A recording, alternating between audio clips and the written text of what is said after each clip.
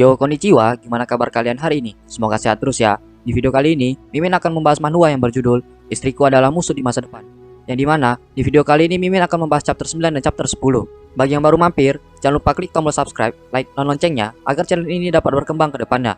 Mohon maaf jika ada kesalahan penyampaian kata di dalam video ini ataupun sebelumnya. Tanpa basa-basi lagi, langsung simak saja videonya. Kasim Hai dan para pelayan istana pun berjalan menuju kamar Moluso. Dan Kasim Hai menghampiri Moluso sambil memberi hormat dan berkata, "Yang mulia, sudah lama sekali. Bagaimana kabarmu?" Mendengar perkataan Kasim, Moluso pun berkata, "Aku kira kau tidak datang. Sebelumnya, saat ibuku berharap agar kau menemuinya di saat terakhir, kau tidak pernah datang. Kau terlalu sibuk mengikuti dan melayani Ji Xinghe yang membunuh ibuku." Mendengar perkataan Moluso, Kasim Hai pun berkata, "Yang mulia, merupakan hal yang mustahil untuk menyimbangkan kesetiaanku kepada kedua sisi. Jika Yang Mulia ingin membalas dendam, lakukan saja. Dan juga, orang yang Anda minta telah datang. Masuklah." Mendengar perkataan Kasim Lee, Yuan Ji pun memasuki kamar Moluso dan berkata, "Baik." Rambut milik Yuan Ji yang awalnya putih diwarnai hitam untuk menghindari perhatian orang-orang. Yuan Ji pun memberi hormat dengan berkata, "Yuan Ji di sini." Mendengar perkataan Yuan Ji, Moluso pun berkata, "Yuan Ji, ingatlah, mulai sekarang kau akan menjadi pelayan pribadiku. Ingatlah, jangan pernah menyebarkan identitasmu sebagai klan leluhur musim semi.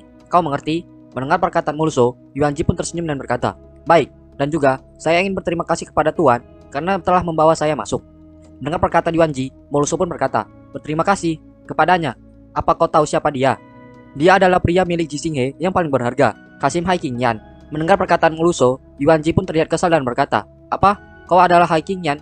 Kau masih berani menampakkan wajahmu di sini? Sebelumnya kau mempunyai kesempatan untuk menyelamatkan pemimpin roh. Dasar pengkhianat." Mendengar perkataan Yuan Ji, Kasim Hai pun berkata, "Aku tidak akan memberi satupun alasan untuk yang terjadi sebelumnya." Mendengar perkataan Kasim Hai, Yuan Ji pun mengeluarkan kekuatan spiritualnya dan berkata, "Omong kosong. Hari ini aku akan menggunakanmu untuk memperingati jiwa pemimpin roh sebelumnya."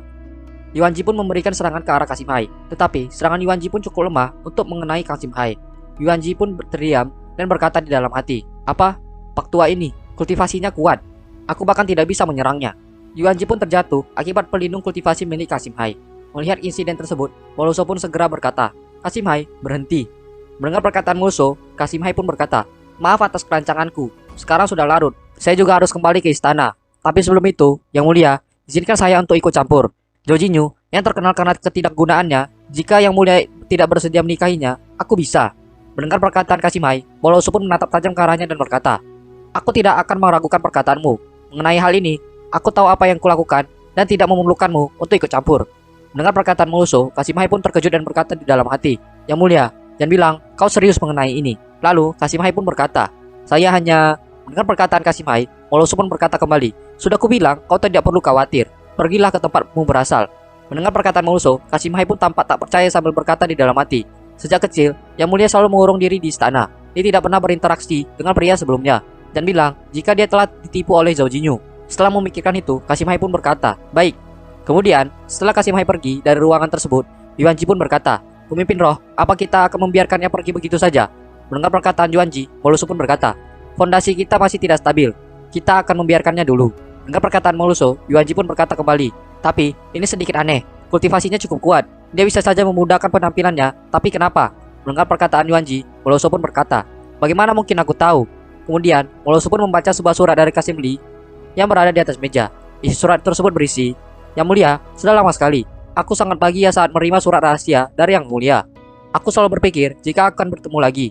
Tapi, karena Yang Mulia minta bantuanku, aku harus melakukan yang terbaik untuk menyelesaikannya. Semakin lama aku hidup, semakin aku menyesali perbuatanku. Semenjak saat itu, aku selalu malu dan menyesal. Jika aku berhenti dalam menjaga penampilan mudaku, agar hati pengejutku setara dengan penampilan jelekku, aku membiarkanmu mengetahui ini. Bukan karena hal lain, tapi hanya berharap agar saat aku bertemu Yang Mulia tidak muak terhadapku. Kedepannya, jika kamu memerlukan bantuan, aku akan melakukan yang terbaik. Dari Hai Qingyan."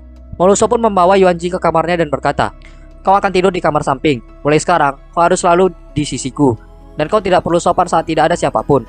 Mengenai perkataan Moluso, Yuan Ji pun terlihat bahagia dan berkata, "Baik, tempat ini sangat dekat sampai aku berpikir jika tinggal di bangunan yang sama dengan pemimpin roh." Lalu, Yuan Ji pun berkata dengan nada seriusnya kepada Moluso, "Ada kemajuan mengenai masalah yang sedang kuinvestigasi. Berdasarkan informan, putra kedua klan Huang karena suatu alasan telah menjadi gila kemarin malam." Mendengar perkataan Yuan Ji, Moluso pun terkejut dan berkata, "Gila?" Mendengar perkataan Moluso, Yuan Ji pun berkata kembali, "Benar, dan ada kemungkinan seseorang meracuninya. Mendengar perkataan Yuanji, Meluso pun terdiam dan berkata di dalam hati, karena kemarin aku tidak bisa meracuninya, aku jadi menaikkan kewaspadaanku. Tapi jika seperti ini, masalahnya dianggap terselesaikan. Lalu, Yuanji pun berkata kembali dengan matanya yang berbinar-binar. Oh iya, aku pernah melihat tuan muda dari jauh, pria yang sangat tampan. Pemimpin roh benar-benar beruntung. Mendengar perkataan Yuanji, Meluso pun tampak tersipu malu dan berkata, "Yah, aku pikir begitu. Ini bukan apa-apa, dan menikah adalah hal yang merepotkan." Mendengar perkataan Meluso, Yuanji berkata, "Tapi, ada yang tidak dimengerti bawahan ini. Tuan muda sangatlah bagus, tapi kenapa membiarkan wanita lain mencobanya dulu sebelum menikah? Apakah itu berarti hal itu?" Lalu, di sisi lain, di tempat Zhao Jinyu berada. Setelah Kasim Li memandang sinis ke arahnya tadi, Zhao Jinyu pun tampak mondar-mandir sambil berkata, "Apa masalah Kasim tua itu? Kenapa dia menunjukkan niat membunuh di saat kita baru bertemu? Dia bahkan membawa seseorang dari kediaman Meluso. Dia tidak dalam bahaya kan? Apa yang harus aku lakukan?" Tunggu sebentar, saat ini aku bermain peran sebagai sampah tidak berguna. Kenapa aku peduli dengan etika dan peraturan bodoh? Benar, lewati saja. Zhao Jinyu pun segera mendatangi para inspektur yang menjaga perkarangan rumahnya. Melihat Zhao Jinyu muncul, salah satu inspektur itu pun berkata, "Bisakah kamu tahu untuk apa Tuan Muda Zhao kemari?" Mendengar perkataan inspektur tersebut, Zhao Jinyu pun berkata di dalam hati, "Mereka sudah menungguku, tapi ini adalah rumahku." Lalu, Zhao Jinyu pun berkata, "Cuacanya cerah, jadi aku ingin mengajaknya berkeliling dan mengagumi bunga." Mendengar perkataan Zhao Jinyu, inspektur tersebut pun berkata, "Maafkan saya, untuk sekarang, area ini dilarang untuk dimasuki. Sebelum pernikahan Anda, Tuan Muda dilarang bertemu dengan putri ketiga. Apa Tuan Muda Zhao tidak mengetahuinya? Jika Tuan Muda kemari untuk mengagumi bunga, kenapa tidak pergi ke tempat yang ada banyak bunga sendiri?" Mendengar perkataan inspektur tersebut, Zhao Jinyu pun tampak khawatir dan berkata di dalam hati, "Sekarang apa? Paksa masuk. Tapi jika aku menggunakan kekuatan spiritualku, aku akan membeberkan kemampuanku dalam berkultivasi." Lalu, Zhao Jinyu pun terlihat kesal dan berkata, "Kalian yang memaksaku melakukan ini. Apa kalian pernah mendengar mengenai seni pemurnian tubuh? Menusuk dari belakang?" Mendengar perkataan Zhao Jinyu, inspektur itu pun tampak terkejut dan berkata, "Tuan Muda Zhao." Zhao Jinyu pun melakukan aksi gilanya sambil berkata, "Membelah pantat, teknik spesial, kematian ribuan tahun." Zhao Jinyu pun menyerang inspektur tersebut dengan teknik pembelah pantat miliknya. Melihat akan hal itu, para inspektur yang lain pun tampak marah dan berkata, "Dasar tidak sopan, apa yang kau lakukan? Sialan, kami akan melindungi kesucian putri ketiga." Mendengar perkataan para inspektur tersebut, Zhao Jinyu pun kembali menyerang sambil berkata, "Kenapa kalian melindungi kesucian seorang wanita dari suaminya sendiri?" Sementara itu, tapak Kasim Hai dan Duk Zhao sedang mengobrol empat mata. Kasim Hai pun memulai percakapan dengan berkata, "Aku akan menginap di kediaman Zhao untuk beberapa waktu. Karena itu, aku memerlukan izin dari Tuan karena ini." Mendengar perkataan Kasim Hai, Duk Zhao pun berkata, "Kenapa harus melakukannya? Kita semua adalah keluarga." Mendengar perkataan Duk Zhao, Kasim Hai pun kembali berkata, "Hari kedua dari bulan kedua akan menguntungkan. Kenapa kita tidak mengadakan pernikahannya di hari itu? Bagaimana menurut Tuan?" Mendengar perkataan Kasim Hai, Duk Zhao pun tersenyum dan berkata, "Jadi akan ada arti bulan dalam pernikahan. Aku tidak akan keberatan dan menyerahkan semuanya kepada keputusan yang mulia." Setelah berkata, Du Zizong pun berkata di dalam hatinya, "Memangnya aku bisa menentang keputusan Ji Xinghe, sialan bodoh itu." Mendengar perkataan Duk Zhao, Kasim Hai pun menepuk tangannya dan berkata, "Kalau begitu, sudah ditentukan. Ada satu lagi, Lian Er. PR, kemarilah. Mereka berdua akan menemani Tuan Muda dalam percobaan pernikahannya. Setelah mereka menghabiskan satu malam dengan Tuan Muda Zhao, mereka akan melaporkan kesehatan fisiknya kepada istana." Mendengar perkataan Kasim Hai, Du Zhao pun menutup cangkir teh miliknya dan berkata di dalam hati, "Aku hampir lupa hal ini. Merupakan hal bagus bagi Ye Xinghe karena masih peduli dengan reputasinya. Mengirimkan dua wanita cantik ini untuk mengetes putraku. Tapi, jika dia mengirimkan dua pelayan tua, aku takut putraku akan mengeluarkan kartunya lebih awal daripada yang diperkirakan. Dia pasti sudah mulai memberontak." Tiba-tiba dari arah luar, sang pelayan menghampiri Du Zhao dan berkata, "Tuan, sesuatu yang mengerikan telah terjadi. Tuan Muda, dia menyerang petugas inspektur." Mendengar perkataan sang pelayan tersebut, Duk Zhao pun tampak terkejut dan berkata, "Apa yang terjadi?" Mendengar perkataan Duk Zhao, pelayan itu pun berkata kembali, "Saya juga tidak tahu." Duk Zhao pun segera berlari, mendatangi Zhao Jinyu sambil berkata, "Dasar anak bodoh, selalu menyebabkan masalah untukku." Tampak, Zhao Jinyu sudah menyerang semua petugas inspektur dengan teknik pembelah pantat miliknya. Zhao Jinyu pun mendekati ke salah satu inspektur, dan inspektur tersebut pun berkata, "Jangan mendekat, jika kau mendekat, aku akan berteriak." Mendengar perkataan inspektur tersebut, Zhao Jinyu berkata, "Berteriaklah sesukamu, tetap saja, tidak akan ada yang datang." Melihat aksi gila dari Zhao Jinyu, Duk Zhao pun tampak syok dan berkata, "Apa? Dasar bocah, berhenti." Setelah mendengar itu, Zhao Jinyu pun menghentikan aksi gilanya. Ketua inspektur pun tampak kesal dan berkata, "Kalian akan menerima hukuman surgawi. Aku tidak pernah melihat seseorang menindas sampai seperti ini." Mendengar perkataan ketua inspektur tersebut, rekan dari inspektur itu pun berkata, "Aku sudah hidup hampir selama setengah abad. Aku tidak pernah dipermalukan seperti ini." Mendengar perkataan rekannya, sang ketua inspektur berkata kembali, "Tunggu saja, aku pasti akan melaporkan masalah ini dan menghukummu."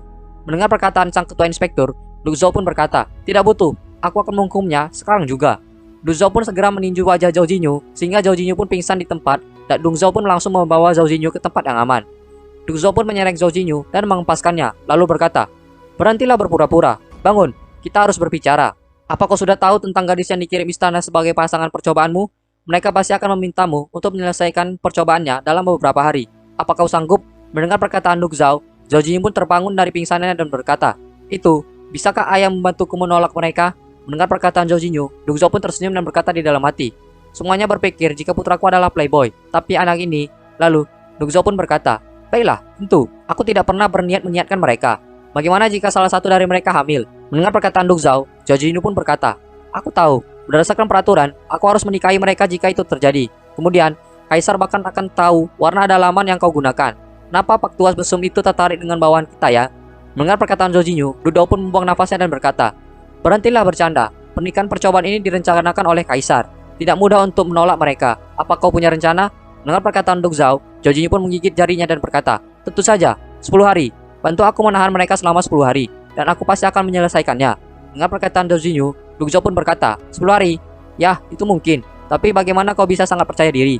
Aku tidak bisa memastikan jika mereka tidak mencoba menyelinap ke kamarmu di malam hari." Nah, sampai di sini saja pembahasan di video kali ini. Sampai jumpa di video selanjutnya, and see you.